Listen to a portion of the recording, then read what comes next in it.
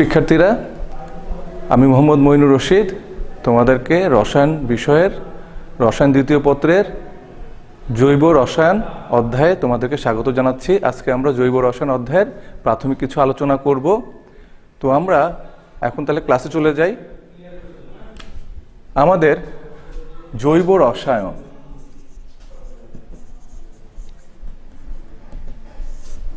এই অধ্যায়ের নামের প্রথম অংশে দেখছি জৈব, তার মানে আমাদের এখানে জৈব যৌগ নিয়ে আমরা আলোচনা করব। আমি একটা সংকেত লিখছি, তোমাদের পরিচিত সংকেত এটাকে আমরা বলি মিথেন। আমরা সবাই জানি এই মিথেন যৌগটার সংকেত যদি আমরা দেখি তাহলে আমরা দেখব মিথেন কার্বন এবং হাইড্রোজেন এই মৌলের পরমাণু দ্বারা গঠিত। এই কার্বন আর হাইড্রোজেন দ্বারা গঠিত যৌগকে আমরা হাইড্রোকার্বন বলে থাকি, হাইড্রোকার্বন বলি। আচ্ছা, আমরা এই যে হাইড্রোজেনগুলো আছে, এই হাইড্রোজেনগুলোকে যদি আমরা ধরে নাও হ্যালোজেন মৌলের পরমাণু দ্বারা যদি আমরা প্রতিস্থাপিত করতে পারি তাহলে এরকম যৌগ হতে পারে, সৃষ্টি হতে পারে। এখানে হ্যালোজেন মানে ক্লোরিন হতে পারে, ব্রোমিন হতে পারে। তো এখন যে যৌগটা তৈরি হলো, আমরা একটা এক্সাম্পল ধরে নিলাম মিথাইল ক্লোরাইড। তাহলে মিথেন থেকে মিথাইল ক্লোরাইড আমরা বিক্রিয়ার মাধ্যমে তৈরি করতে পারি। এই মিথাইল ক্লোরাইডটাকে আমরা বলতে পারি হাইড্রোকার্বন বা মিথেনের জাতক বা মিথেন জাতক। তাহলে এই হাইড্রোকার্বন এবং হাইড্রোকার্বন জাতক সমূহকে আমরা জৈব যৌগ বলে থাকি, জৈব যৌগ বলতে পারি। তাহলে জৈব যৌগের সংজ্ঞাটা যদি আমাদের বলতে হয় তাহলে আমরা এভাবে বলতে পারি, কার্বন এবং হাইড্রোজেন দ্বারা গঠিত যৌগকে বলা হয় হাইড্রোকার্বন। হাইড্রোকার্বন এবং হাইড্রোকার্বন জাতক সমূহকে জৈব যৌগ বলে। তাহলে জৈব যৌগে আমরা দেখছি কার্বন এর সাথে হাইড্রোজেন থাকবে। তাহলে মিথেন, ইথেন, এই ধরনের যতগুলো যৌগ আছে, বেনজিন, অ্যারোমেটিক যৌগ, এখানেও আমরা দেখতে পাবো যে কার্বন এবং হাইড্রোজেন আছে।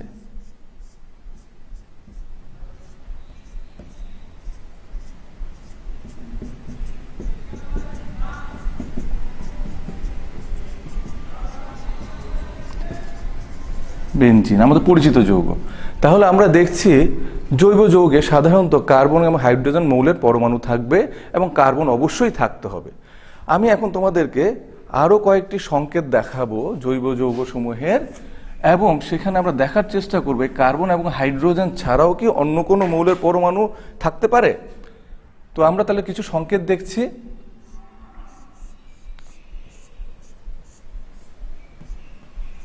এটাকে আমরা বলি ক্লোরোবেনজিন।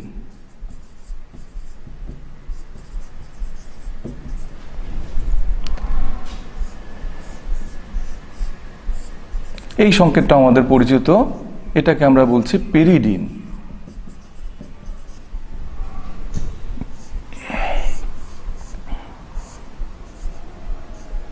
এরকম একটা সংকেত আমরা বইয়ে পাবো, একে আমরা বলি থায়োফিন। তাহলে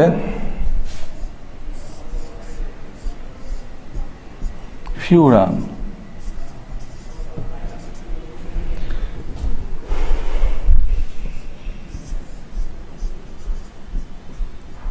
পাইরল, এই যে আমরা কিছু যৌগ লিখলাম, তো আমরা দেখতে পাচ্ছি যে এই সকল এরা সবাই জৈব যৌগ। এদের মধ্যে ক্লোরিন আছে, নাইট্রোজেন আছে, অক্সিজেন আছে, সালফার আছে। তাহলে আমরা এক্সাম্পলগুলো থেকে দেখতে পাচ্ছি আমাদের জৈব যৌগে কার্বনের সাথে হাইড্রোজেন থাকবে এবং তার সাথে nitrogen, sulphur, oxygen, phosphorus, halogen, এই মৌলগুলো 1, 2, 3, 4, 5টা এই ধরনের মৌল, 5টা মৌল থাকতে পারে। তাহলে জৈব যৌগে কার্বন এবং হাইড্রোজেন ছাড়াও nitrogen, sulphur, oxygen, phosphorus, halogen এই মৌলের পরমাণুগুলো থাকতে পারে। তাহলে আমরা জৈব যৌগ সংজ্ঞাটা শুনলাম, জৈব যৌগের কিছু এক্সাম্পল দেখলাম, জৈব যৌগে কি কি মৌলের পরমাণু থাকতে পারে সেটা আমরা দেখলাম। এখন জৈব যৌগের কিছু বৈশিষ্ট্য আমরা একটু স্মরণ করব।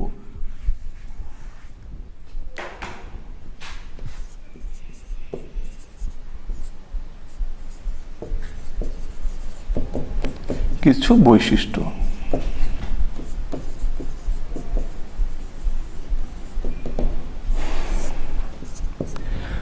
আমরা সংজ্ঞা থেকে দেখলাম কার্বন এবং হাইড্রোজেন দ্বারা গঠিত হাইড্রোকার্বন এবং হাইড্রোকার্বনের জাতক সমূহকে আমরা জৈব যৌগ বলেছি। এবং এই জৈব যৌগে কার্বন মৌলের পরমাণু অবশ্যই থাকবে, সাথে হাইড্রোজেন থাকবে এবং সাথে অক্সিজেন, নাইট্রোজেন, ফসফরাস, হ্যালোজেন এই মৌলগুলোর কোনো একটি থাকতে পারে।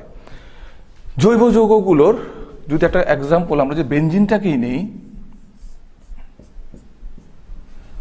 অথবা মিথেন নেই, আমাদের ছোট কিছু এক্সাম্পল নিলাম, পরিচিত এক্সাম্পল নিলাম, আমরা যদি এগুলোর দিকে তাকাই, এদের গাঠনিক কাঠামোর দিকে তাকাই, এদের বৈশিষ্ট্যের দিকে তাকাই, তাহলে আমরা কিছু বৈশিষ্ট্য আমরা খুঁজে পাবো।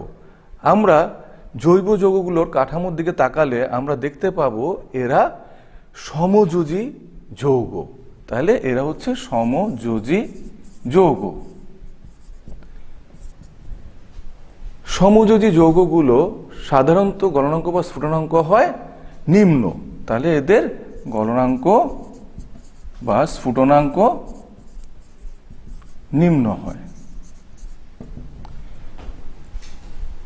সমযোজী যৌগগুলো যেহেতু সমযোজী বন্ধনে আবদ্ধ থাকে, আর সমযোজী বন্ধন সাধারণত যেহেতু আয়নিত হতে চায় না, এক্সাম্পল আছে, ব্যতিক্রম আছে, আমরা তারপর বলছে জৈব যৌগের ক্ষেত্রে সমযোজী যৌগ হওয়ায় এরা আয়নিত হয় না, এরা আয়নিত হয় না।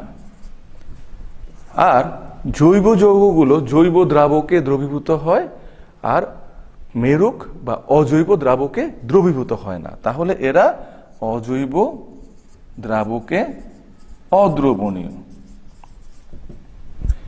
আর জৈব যৌগকে যদি আমরা যেমন মিথেনকে যদি আমরা পোড়াই অক্সিজেনের উপস্থিতিতে, তাহলে আমরা কার্বন ডাই অক্সাইড আর জলীয় বাষ্প পাই, সাধারণত কোনো অবশেষ আমরা পাই না। তাহলে জৈব যৌগের এই বৈশিষ্ট্যগুলো থেকে আমরা একটা যৌগ জৈব যৌগ কিনা সেটা সম্বন্ধে একটা প্রাথমিক ধারণা আমরা পেতে পারি।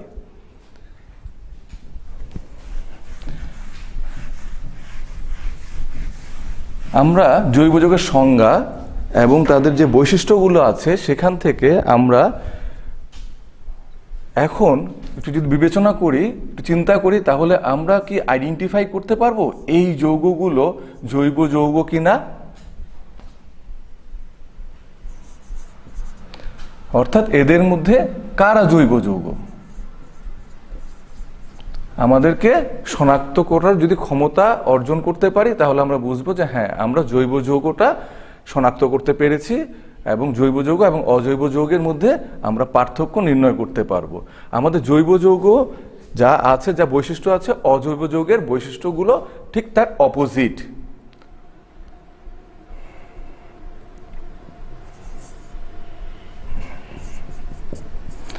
তাহলে carbon tetrachloride, carbon dioxide, sodium carbonate, methyl chloride, silicon tetrachloride, আমি কয়েকটা সংকেত লিখলাম, জৈব কিছু যৌগের সংকেত লিখলাম। এর মধ্যে কেউ আছে জৈব যৌগ, কেউ আছে অজৈব যৌগ। তাহলে আমরা এই জৈব যৌগ এবং অজৈব যৌগের যে বৈশিষ্ট্যগুলো আছে সেগুলো যদি আমরা জানি, এবং সেটা আমরা অবশ্যই বই পড়ে আমরা জেনে নেব, যদি জানি তাহলে আমরা এদের মধ্যে কারা জৈব যৌগ এবং কারা অজৈব যৌগ সেই সম্বন্ধে আমরা সঠিকভাবে শনাক্ত করতে পারবো, এদের মধ্যে কারা জৈব যৌগ কারা অজৈব যৌগ। তাহলে আমরা দুই একটা এক্সাম্পল দেখি, আমরা দেখি চিনতে পারি কিনা কোনটা জৈব যৌগ কোনটা অজৈব যৌগ। আমাদের কার্বন টেট্রাক্লোরাইড,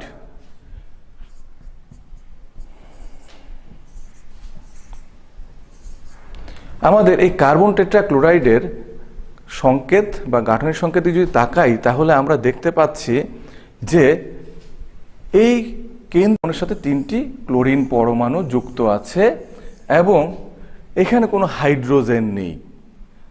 তাহলে আমরা সংজ্ঞার দিকে একটু খেয়াল করি। সংজ্ঞার মধ্যে ছিল কার্বন এবং হাইড্রোজেন দ্বারা গঠিত যৌগকে বলা হয় হাইড্রোকার্বন, এবং হাইড্রোকার্বন এবং তাদের জাতকগুলোকে বলা হয় জৈব যৌগ। তাহলে এখানে কিন্তু কোনো হাইড্রোজেন নেই। আমরা যদি একটু মিল দেখি মিথেনের সাথে, তাহলে আমরা জানি মিথেনটা একটা হাইড্রোকার্বন। তাহলে এই মিথেনের হাইড্রোজেনগুলোকে যদি আমরা ক্লোরিন বা হ্যালোজেন দ্বারা যদি প্রতিস্থাপিত করি, তাহলে এরকম একটা যৌগ আমরা পেতে পারি কাঠামোগতভাবে। তাহলে আমরা বলতে পারি এটা একটা হাইড্রোকার্বন জাতক, অতএব এটা একটা জৈব যৌগ। তাহলে এটা একটা জৈব যৌগ। আচ্ছা, মিথাইল ক্লোরাইড, এটাও মিথেনের একটা জাতক চিন্তা করতে পারি, একটা হাইড্রোকার্বন একটা জাতক চিন্তা করতে পারি। তাহলে এইটাও একটা জৈব যৌগ। আচ্ছা, কার্বন ডাই অক্সাইড, এখানে কোনো হাইড্রোজেন নেই, এখানে আছে অক্সিজেন এবং এটা একটা গ্যাসীয় পদার্থ, এটা কোনো হাইড্রোকার্বন জাতক নয়, অতএব এটা একটা অজৈব যৌগ। সোডিয়াম কার্বনেট, একটু মুছে দিই উপরটা।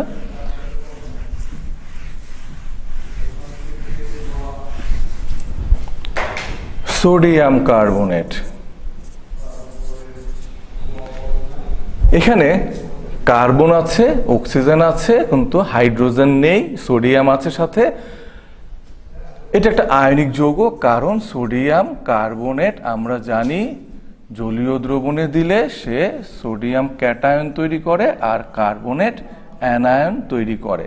তাহলে সে জলীয় দ্রাবকে আয়নিত হচ্ছে এবং আয়ন তৈরি করছে। তাহলে সমযোজী যৌগের বৈশিষ্ট্য অনুযায়ী সে আয়নিত হওয়ার কথা না, কিন্তু সে আয়নিত হচ্ছে যেহেতু সে আয়নিক যৌগ। অতএব সোডিয়াম কার্বনেট কোনো হাইড্রোকার্বন জাতক না হওয়ায় এবং জলীয় দ্রবণে আয়নিত হওয়ায় সে একটি অজৈব যৌগ। তাহলে সে একটা অজৈব যৌগ। আমাদের কার্বনিক অ্যাসিডের কথা যদি চিন্তা করি, দেখো তো এখানে কার্বনও আছে, হাইড্রোজেনও আছে, অক্সিজেনও আছে। তাহলে সংজ্ঞা অনুযায়ী তো এখানে এবং বৈশিষ্ট্য অনুযায়ী এখানে কার্বনও আছে, হাইড্রোজেনও আছে এবং অক্সিজেন থাকতে পারে, যেহেতু জৈব যৌগে অক্সিজেনও আছে। তাহলে সে কি জৈব যৌগ? না, এ জৈব যৌগ নয়। কারণ এই কার্বনিক অ্যাসিডও যদি আমরা পানিতে দেই, তাহলে সে আয়নিত হয়ে হাইড্রোজেন আয়ন আর কার্বনেট অ্যানায়নে বিভাজিত হয়। অর্থাৎ সে আয়নিক যৌগ, আয়নিত হয় জলীয় দ্রাবকে, অতএব সে জৈব যৌগ নয়, যদিও তার অণুতে হাইড্রোজেন, কার্বন, অক্সিজেন উপস্থিত আছে।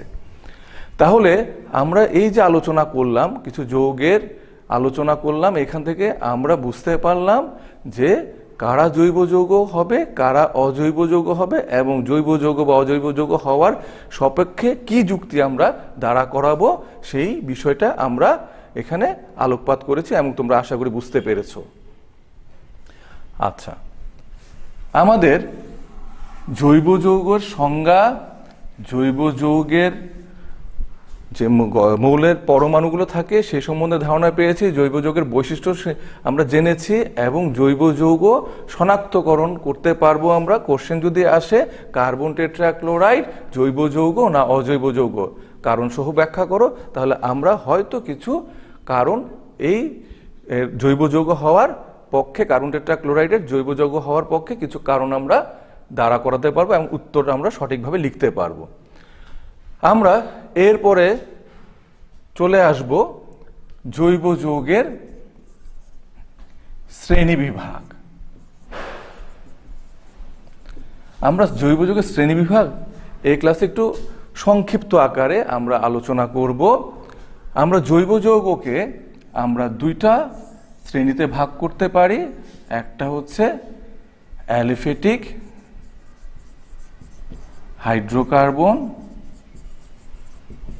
আর একটা হচ্ছে অ্যারোমেটিক হাইড্রোকার্বন।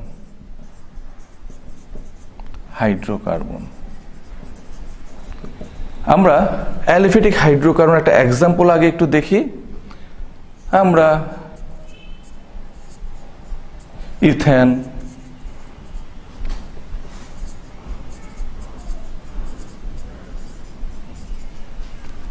প্রোপেন, এরা অ্যালোফেটিক হাইড্রোকার্বন। অলিফার মানে চর্বি, যে অর্থাৎ এরা চর্বি জাতক থেকে অ্যালিফেটিক নামকরণটা এসেছে। আর অ্যারোমেটিকের আমরা একটা এক্সাম্পল দেখি। আমাদের পরিচিত একটা এক্সাম্পল যেমন বেনজিন।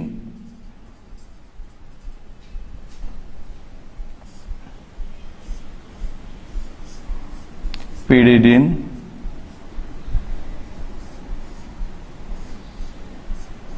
থায়োফিন ইত্যাদি। আচ্ছা, তাহলে অ্যালিফেটিক হাইড্রোকার্বন, এখানে আরেকটা এক্সাম্পল দিই আমি।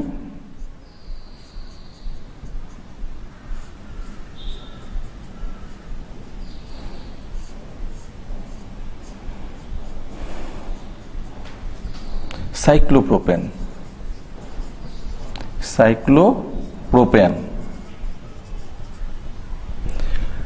আচ্ছা দেখো, উদাহরণগুলোর দিকে তাকালে আমরা দেখতে পাচ্ছি আমাদের সরল শিকল জৈব যৌগ এবং সম্পৃক্ত বদ্ধ শিকল জৈব যৌগ বা হাইড্রোকার্বন, এদেরকে আমরা অ্যালিফেটিক হাইড্রোকার্বনের অন্তর্ভুক্ত করেছি। তাহলে চর্বিজাতক হোক বা না হোক, সরল শিকল হাইড্রোকার্বন এবং সম্পৃক্ত চাকরিক হাইড্রোকার্বন, এই জাতীয় যৌগকে আমরা অ্যালিফেটিক হাইড্রোকার্বন বলে থাকি। আর অ্যারোমেটিক হাইড্রোকার্বন হচ্ছে তারাই যাদের বিশেষ ধরনের অসম্পৃক্ততা রয়েছে এবং বেনজিন বা বেনজিনের জাতক, যেমন ক্লোরোবেনজিন এবং অনুরূপ ধর্মবিশিষ্ট যৌগগুলোকে আমরা অ্যারোমেটিক হাইড্রোকার্বন বলে থাকি। তাহলে অ্যালিফেটিক জৈব যৌগকে আমরা প্রধানত দুভাগে ভাগ করি, একটা হচ্ছে অ্যালিফেটিক হাইড্রোকার্বন আর একটা হচ্ছে অ্যারোমেটিক হাইড্রোকার্বন। অ্যালিফেটিক হাইড্রোকার্বনকে আমরা এক্সাম্পলগুলোর দিকে তাকালে আমরা দেখতে পাচ্ছি এই দুটো যৌগ হচ্ছে সরল শিকল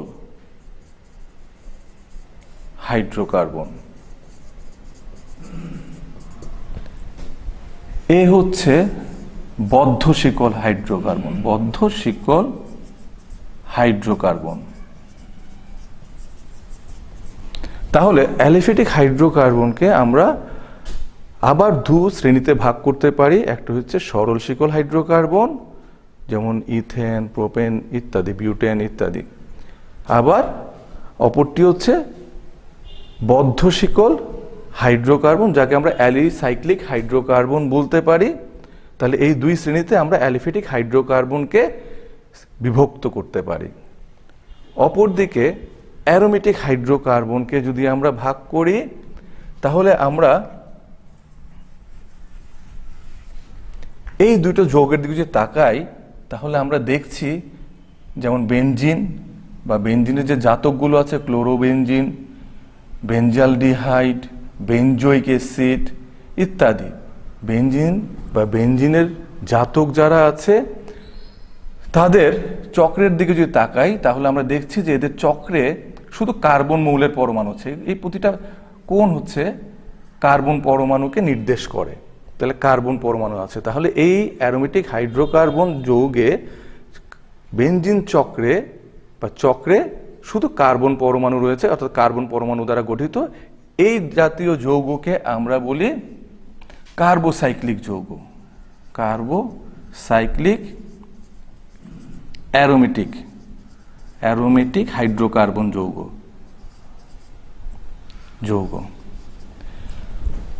আর পাশে যেটা আছে পিরিডিন, আমাদের পরিচিত সংকেত, এর কাঠামোর দিকে যদি তাকাই, এর চক্রের কাঠামোর দিকে যদি তাকাই, তাহলে দেখছি চক্রে কার্বন ছাড়াও বিষম মৌলের পরমাণু হিসেবে নাইট্রোজেন রয়েছে। এই জাতীয় যৌগকে আমরা বলছি, অ্যারোমেটিক হাইড্রোকার্বন যৌগকে বলছি আমরা heterocyclic aromatic hydrocarbon. Heterocyclic aromatic hydrocarbon. তাহলে বেনজিন বা বেনজিনের অনুরূপ যৌগ যাদের চক্র শুধুমাত্র কার্বন মৌলের পরমাণু দ্বারা গঠিত তাদেরকে আমরা কার্বোসাইক্লিক যৌগ বলি। আর যে সকল অ্যারোমেটিক যৌগের চক্র কার্বন পরমাণু সহ অপর একটি হেটারো অ্যাটম দ্বারা গঠিত তাদেরকে আমরা বলি হেটারোসাইক্লিক অ্যারোমেটিক হাইড্রোকার্বন। আচ্ছা, এবার এদিকে আমরা যদি চলে আসি সরল শিকল হাইড্রোকার্বন, এদেরকে আমরা সরল শিকল হাইড্রোকার্বন,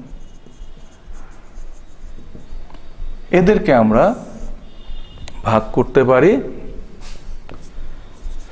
সরল শিকল ও শাখায়িত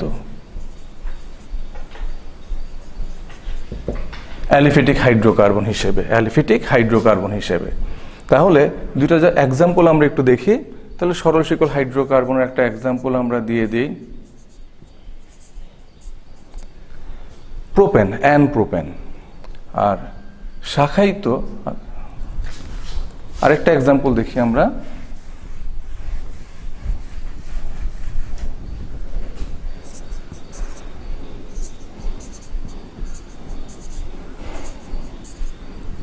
বিউটেন।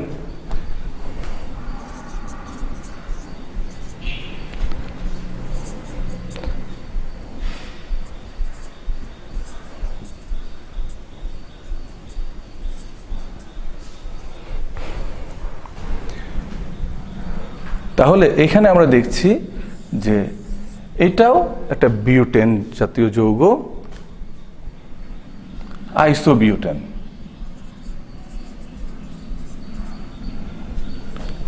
এখানে আমরা দেখছি এই যৌগটায় একটা শাখা রয়েছে। তাহলে সরল শিকল অ্যালিফেটিক হাইড্রোকার্বন, শাখায়িত অ্যালিফেটিক হাইড্রোকার্বনের দুটা এক্সাম্পল আমরা এখানে দেখলাম। আমরা সরল শিকল হাইড্রোকার্বনকে আমরা কিছু কিছু বইয়ে দেখব দেওয়া আছে সম্পৃক্ত এবং অসম্পৃক্ত অ্যালিফেটিক হাইড্রোকার্বন হিসেবে ক্লাসিফাই করা হয়েছে। তাহলে দুটো এক্সাম্পল আমরা একটু দেখে রাখি।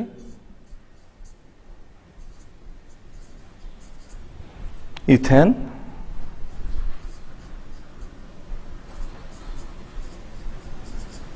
ইথিলিন,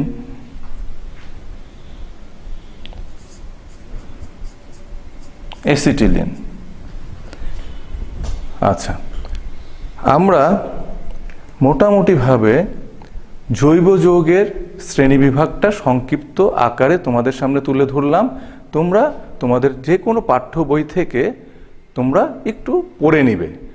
এই সংক্ষিপ্ত ধারণাটি তোমাদের সাহায্য করবে জৈব যৌগের শ্রেণীবিভাগ অধ্যয়ন করতে, আমি আশা করি। আমরা এরপরে চলে আসব জৈব যৌগের আরেকটি বিষয় নিয়ে আলোচনা করতে।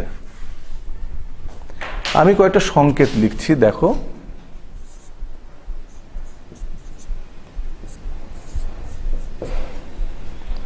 এটা আমরা জানি, এটা মিথানল।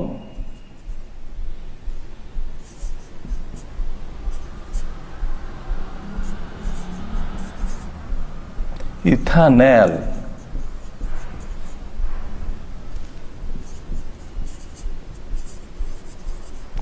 Ethanoic acid.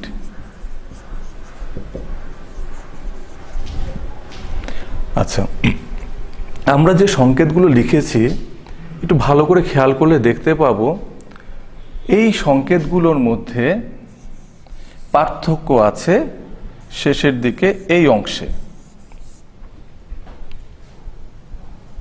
এই পরমাণুগুচ্ছকে আমরা বলি কার্যকরী মূলক।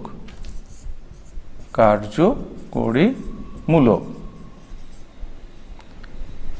এই পরমাণু গুচ্ছ অর্থাৎ এই কার্যকরী মূলকগুলোই প্রকৃতপক্ষে এই যৌগগুলোর রাসায়নিক ধর্মকে নিয়ন্ত্রণ করে।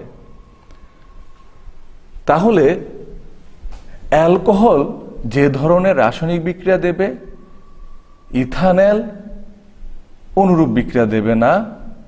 জৈব অ্যাসিড ভিন্ন ধরনের রাসায়নিক বিক্রিয়া দেবে, যেহেতু তাদের কার্যকরী মূলকগুলো ভিন্ন। তাহলে কার্যকরী মূলকের সংজ্ঞা যদি আমাদেরকে কেউ জিজ্ঞেস করে, তাহলে আমরা বলবো যে পরমাণু জৈব যৌগের যে পরমাণু গুচ্ছ জৈব যৌগের সমগোত্রীয় শ্রেণী নির্দেশ করে এবং রাসায়নিক বিক্রিয়া নিয়ন্ত্রণ করে, সেই পরমাণু গুচ্ছকে বলা হয় জৈব যৌগের কার্যকরী মূলক। তাহলে আমরা কার্যকরী মূলক কিছুটা ধারণা পেলাম। কার্যকরী মূলকের একটা চার্ট তোমরা তোমাদের বইয়ে পাবে, তোমরা সেই চার্টটা তোমরা একটু অধ্যয়ন করবে। তো সেখান থেকে আমি কয়েকটা কার্যকরী মূলকের সংকেত এবং গাঠনিক সংকেত তোমাদেরকে একটু উল্লেখ করব বা দেখাবো। আমাদের কীটমূলক বা কার্বনিল মূলক,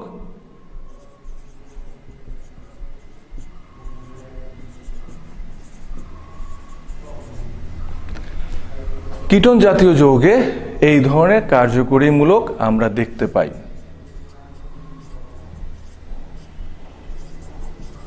প্রোপানন কীটমূলক বা কার্বনিল মূলক উপস্থিত আছে। আমরা কার্বনিল মূলকের এই হাতটি যদি হাইড্রোজেন দ্বারা প্রতিস্থাপিত করি, তাহলে আরেক ধরনের কার্যকরী মূলক পাওয়া যায়, যাতে বলে অ্যালডিহাইড মূলক।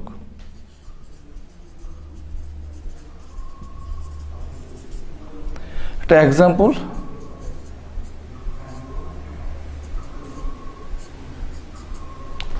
Ethanol.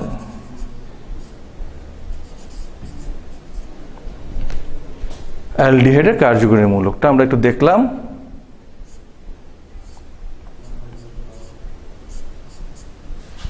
Acid halide.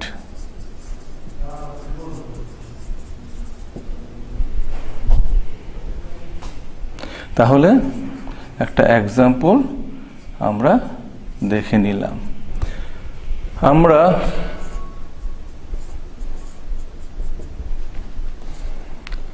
Carboxylic acid মূলক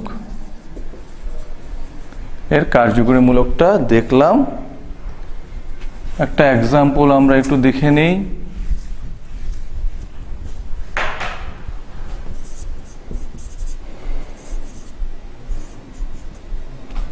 ইথানোয়িক অ্যাসিড।